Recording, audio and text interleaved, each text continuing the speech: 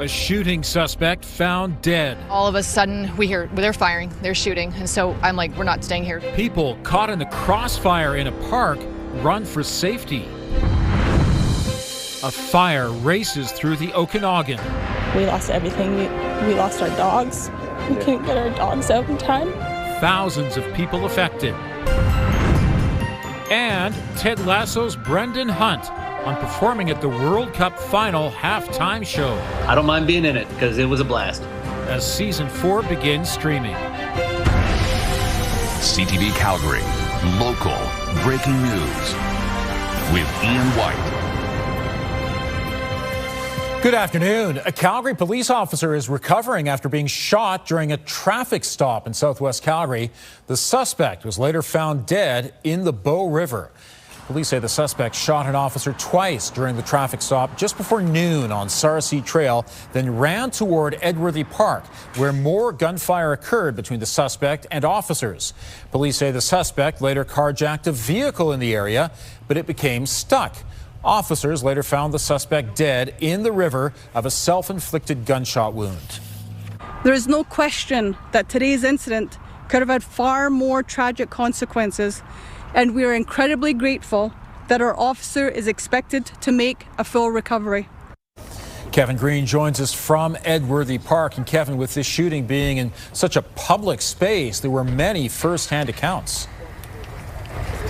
Yeah, that's right, Ian. We spoke to a lot of people who had to run and take cover as the shots rang out here in the park. Karen Fries Hernserik was one of them. She was walking her dog in the park when she saw the police helicopter overhead and officers on the ground. She says police told her to run and to get into her car, but she walked to the park. So she ended up running behind cars and hiding behind trees, eventually letting her dog loose while she could hear gunshots all around her. We're sitting there, we're like, okay, what do we do? And then all of a sudden we hear they're firing, they're shooting. And so I'm like, we're not staying here. So we started to go up the hill, up the grassy hill. I let her off so she could get up there. And then someone shot down at us. I jumped behind the trees and I went from tree to tree. And so as soon as someone's shooting down at us, I'm trying to get to the bottom. So I'm going behind tree, behind tree, behind tree. She's gone, I don't know where she is. I get to the bottom, meet up with 3 really nice people that are kind of like, oh my gosh.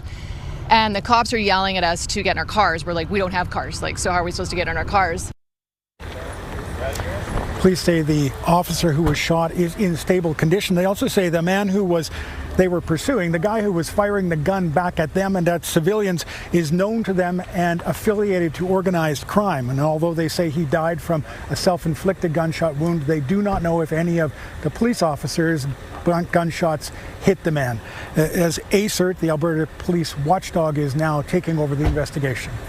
Ian? Kevin, thanks very much. The preliminary hearing for a Calgary police officer charged with 2 counts of second-degree murder after a 2023 low-speed pursuit is now underway. 13-year member Constable Craig Stoddard was in court today to hear if there's evidence for the case to go to trial. In May of that year, he was part of a CPS effort to stop a cube van being driven erratically in northeast Calgary. Officers say the van was able to evade blockades and move toward police. An ACERT investigation found Stoddard eventually shot his gun, killing 2 people inside, and recommended he be charged. 39-year-old Levon Fox and 46-year-old Wesley Davidson both died. Their families say they'll be present for all of the preliminary hearing. We need to be here every day to see why it led to that. You know, there's so many non-lethal ways to de-escalate. There can't be any special priority treatment given to the accused simply because he was in the line of duty as a police officer. Stoddard is not in custody and his lawyer maintains his innocence. A woman is dead in the wildfire near Summerland, BC. Penticton RCMP say an 80-year-old woman was trying to evacuate her home with a family member when she suddenly died. Another evacuee fleeing the fast-moving fire found her and reported her death Saturday morning. Mounties believe the death was wildfire-related, but the BC Coroner Service is investigating. This comes as more than 20,000 people are under evacuation orders near Okanagan Lake. We lost everything. We lost our dogs. We couldn't get our dogs out in time. There's just nothing left at all. It's devastating. People in both Summerland and Peachland have been told to leave. The fire is spreading along the western shore of the lake. Once again, tragedy in the interior of BC. So dry there, pretty dry here, but that's about to change in a hurry. Yeah, we really need some wet weather, and that's the story for this week. So this week is wet, it's cool with thunderstorms, and even a couple days of widespread long-term rainfall. Yeah, so let's get those umbrellas ready and the hoodies for sure. All right, so you can see all the active weather that's starting to really track south and then develop in the mountains. And we have the risk of thunderstorms in the city right up until midnight tonight. So that's a possibility, absolutely. 20 degrees is the temperature right now. So the cool down has already begun and it's going to cool down even further. Tomorrow you're looking at a high of just 18 degrees. It looks dry in the morning, but mainly cloudy. And then by 5 o'clock, risk of thunderstorms, and we get into more longer-term widespread rainfall, which will be heavy at times. That's your 24-hour forecast brought to you by Fifth Avenue Volkswagen. Family-owned, community-driven. Discover more at Fifth Avenue Volkswagen. Thanks, Danielle. The provincial government is taking steps to identify opportunities to improve Alberta's emergency alert system. The move follows the death of 11-year-old Parker Wells. Public safety and emergency services will meet with law enforcement, disability advocates, and community partners to examine emergency alert processes when a vulnerable person goes missing. It will include a review of the Amber Alert system and its current criteria. Assisted living and social services will review the policies and procedures of the service provider responsible for Parker's care at the time he went missing. The province says it's committed to understanding what happened and will consider any findings that emerge from the review. Bowness Road is dealing with yet another water main break, which forced around 20 businesses to close their doors over the weekend. Tommy Osborne is live on Bowness Road. So, Tommy, what can you tell us about how business owners are feeling? Well, Ian, frustrated doesn't even begin to cover it. Business owners say this is the 5th time this has happened in just this year alone, and they are fed up with this new normal. The Place restaurant says it lost $9,000 this weekend alone as there were no customers and spoiled food had to be thrown out. Other businesses like Absolute Audio Video across the street had 15 centimeters of water flooding its basement, damaging the walls and infrastructure and merchandise. How much that will cost to fix isn't known yet. The area city councillor says the city must prioritize long-term fixes to water systems, saying the band-aid solutions of just fixing up one part of an old pipe at a time isn't sustainable. I feel like, the city maybe isn't spending as efficiently, as effectively as they should, but they should be focusing on our basic infrastructure so that our residents have confidence in the city. Tyers says Bowness Road is a strong candidate for the 2028-2030 Main Street program, which could possibly bring those water main repairs. Ian? Tommy, thanks very much. Calgarians stopped to honor Canadian peacekeepers who died while serving this country, as well as soldiers who served in Afghanistan. The service took place Sunday at Peacekeepers Park, where veterans, families of the fallen, and community leaders gathered. Veterans say this day is about honoring those who died, whether that happened in combat or in training. 17 September 1976, I was a brand new platoon commander in Wainwright, my first night. A soldier in my platoon was killed in a vehicle accident. This year is the 50th anniversary of his death. It's a death that I've never forgotten. John Brzezinski. Those are just a simple example of why we remember all those who made the ultimate sacrifice while serving with the Canadian Armed Forces. And Hale adds the day is also about recognizing surviving veterans who may be struggling with mental or physical challenges and working to find ways to better support them. A local family has a message about water safety. Just ahead, the circumstances that led to their 9-year-old son being in a medically induced coma.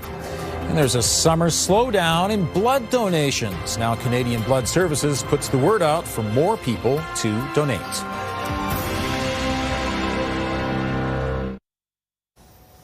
Conservation officers in BC are trying to track down a bear that mauled a 3-year-old girl at her family's home in Maple Ridge Sunday afternoon. She's recovering in hospital. Anya's mother says her daughter was pinned face down on the back deck, with the bear mauling her back and neck. She says Anya's father managed to get the bear's attention, sending it down the stairs and into the yard. But it wouldn't leave, so he grabbed his bow and shot it before it ran away. He had no other choice but to grab his compound bow. He did shoot the bear in the head, and the bear at that point ran off. Anya was airlifted to BC Children's Hospital. She underwent surgery last night and is expected to make a full recovery. Conservation officers say because of its aggressive behavior toward people, the bear will be put down if it's found alive. A Calgary family is spreading awareness about water safety as their son fights to recover from a near drowning during a family vacation in British Columbia. 9-year-old Angie remains in a medically induced coma 1 week after the incident. On August 3rd, the Calgary boy was swimming in the Shuswap River near Enderby when he was swept under the surface and became trapped by a piece of driftwood. According to RCMP, he was underwater between 5 and 10 minutes before he was rescued. Angie's family says he often swims in Calgary's rivers and was only in waist-deep water in BC, but his mother was calling him back when she saw him get swept under. There's so many different emotions all at once hit you because you don't know that's your son on the ground laying there. You never knew about that undertow that was on that river, how it could be so strong at times. So it's a lesson to everybody. They say they should have been more careful and hope sharing their story will protect others. Angie's family is hopeful about his recovery, and they're grateful for the people who saved him. The group of strangers on the beach that day just happened to include a doctor and 2 nurses who had a portable defibrillator. Wow, scary situation indeed. A lot of lawns in Calgary are getting rather dry and crispy. Not enough water, but they're about to get a deluge. Yes, our soil is dry enough. We need some moisture for this. We're going to get a lot this week, 20, 30 millimeters of rain possible. All right, so here's your Skywatch weather cam. It's cloudy now. There's thunderstorms developing to the west. So we have the risk of thunderstorms in the city right up until midnight, 1 a.m. And then things will quiet down for a very short term, and then that risk is back once again. So 20 degrees is the temperature in the city right now. You can see these cooler temperatures: Jasper 18, Rocky Mountain House 14, 19 in Edmonton. This cooler air is starting to filter in and will continue to do so. So by Thursday, for example, in Calgary, our daytime high will only be 13 degrees. So temperatures are going to cool a bit each day as we go. 26 is the temperature in Lethbridge, 28 in Medicine Hat. So still holding on to some warmth in that southeast corner, but that will change too over the coming days. Severe thunderstorm watch in place just to the north of Calgary, just to the west and up, and even towards the Rocky Mountain House area, there's even a severe thunderstorm warning. So watch in the lighter yellow, darker yellow is a warning. There is the potential of more severe storms in that larger size hail and stronger wind gusts. Pushed up against the mountains in the gray here, that's where we have the air quality warning in place, and that will likely be in place for the next couple of days because we're continually getting that flow out of the west where all the fires are, and that warning is elevated, that air quality warning on the BC side. So high, we're at the high level on the BC side, 10 and 10 plus in some communities, 7 and 8 and 9 for Cranbrook, for example. But on our side of the mountains, right up along the mountains, around a 7 for the next couple of days, and then we'll be moderate Calgary and off to the east. Low to moderate closer to the Saskatchewan border. This all clears out by Thursday. All right, when we look at active weather, there's a lot going on in central Alberta. There's also a lot more developing down along the mountains and tracking towards the east. So down QE2, Calgary, Highway 2, the risk of thunderstorms east of that as well as we head later into the evening hours. The jet stream is really going to be right over us for the next few days. That's the storm track, and that's going to drag in all of this active weather, and this is why we're looking at rain. All right, so we have the thunderstorm potential right up until about midnight tonight, then mainly cloudy skies for tomorrow morning, and then thunderstorm potential once again by the supper hours. And then after this, for tomorrow evening, right through Wednesday, this will be more long-term consistent rainfall. So 18 degrees is our high tomorrow. Air quality health index at moderate for the next couple of days. Tomorrow night, tonight through Wednesday. So you can see that's when we're looking at that more consistent rainfall. So 10 millimeters of rain tomorrow night, another 10 to 15 possible on Wednesday, and another 5 to 10 on Thursday. And by that point, just a high of 13. That's your 5-day forecast brought to you by Centra Install Pros, your window and door replacement specialists.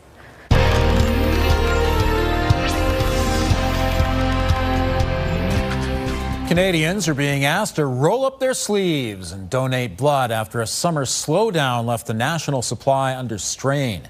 Canadian Blood Services says more people have been coming in to donate since it first flagged a nearly 20% drop in the blood supply in July. Communities across the country have rallied to help, but supplies are still low for several blood types. It's a comedy with plenty of heart. Ted Lasso is back. Co-creator Brendan Hunt will tell us about his biggest role yet at the World Cup.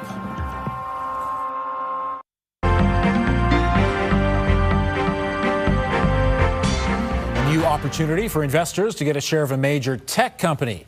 Joining me is Liana Wachniak, investment advisor with the Popwich-Karmali Advisory Group. And Liana, Intel is offering billions in shares to investors.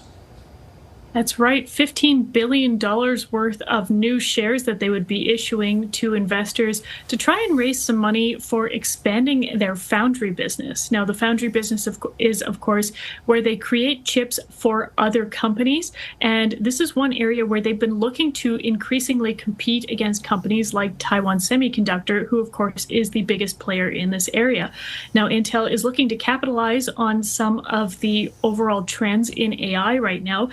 Move toward agentic AI is really driving interest in having more powerful CPUs, which is the business that Intel is in order to actually house some of those AI agents on your local machine. So interesting thing to watch, but investors didn't like this particular news today. They were worried, I think, about dilution of their overall share value. So we actually saw the shares sell off about 4% today. And there's some news regarding a Canadian biotech firm.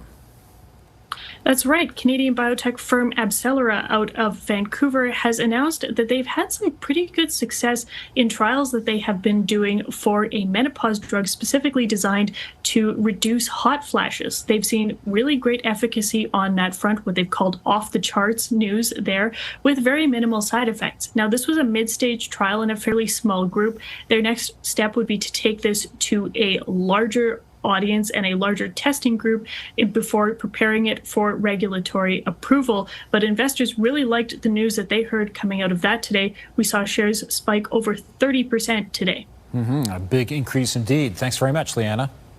Thank you. A Calgary police officer was shot and the suspect is dead following a traffic stop in southwest Calgary.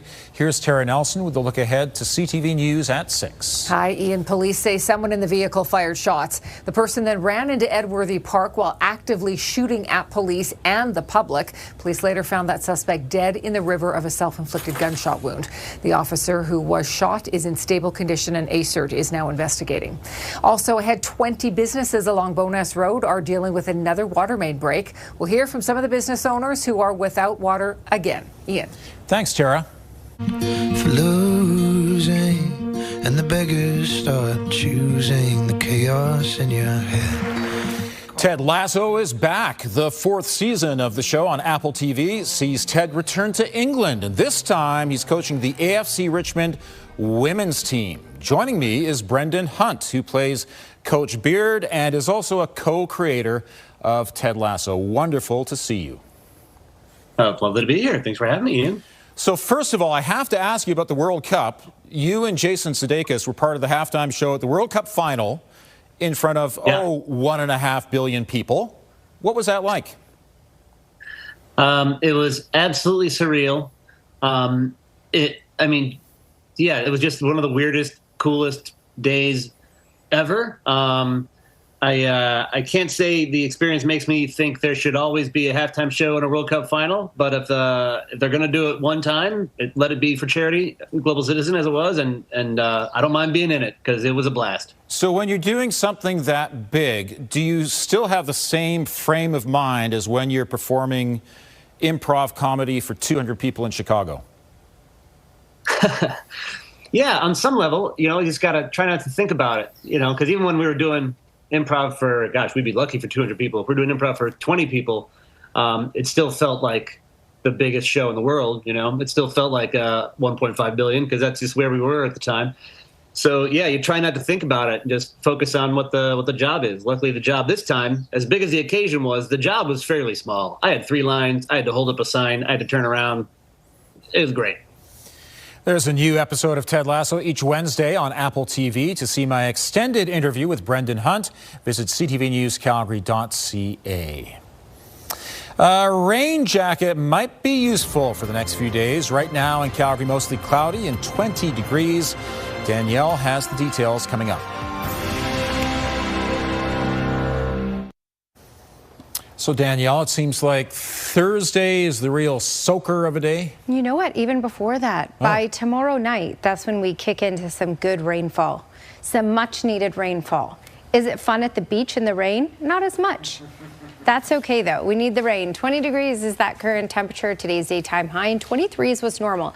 We are already below normal. We will spend this week below normal. In fact, daytime highs in the teens for the next 4 days. Tuesday night is when the rain really kicks in, especially by the supper hours, starting off with thunderstorms, then heavy rain through the night that will last on and off through Wednesday, and Thursday will likely pick up well over 20 millimeters of rain over the next 3 days. Thank you, Danielle. The 2026 World Supercross Championship opened its season in Calgary. Into the first turn, and yes, no surprise. This was the scene at McMahon Stadium on Saturday night. Building the track involved laying down lawn, fabric, and plywood before trucking in all the dirt. It took between 24 and 48 hours to complete. The racers were excited to try it out during this leg of the championship. A race that we know to be really sticky and a lot of clay is in St. Louis, Missouri, and that's like the polar opposite of this. This, you just have a lot of your wheels spinning a lot. You're not really making a lot of traction. The track's very loose. Some of the best topsoil you'll find, but for dirt bikes, it gets torn up pretty quick. They've been able to work on it, make it better and better, so I think it'll be good racing. It's estimated the event pumps about $9 million into the city's economy. Plans are in the works to bring another Supercross event to Calgary. Thank you for joining us. Now here's the early edition of the CTV National News.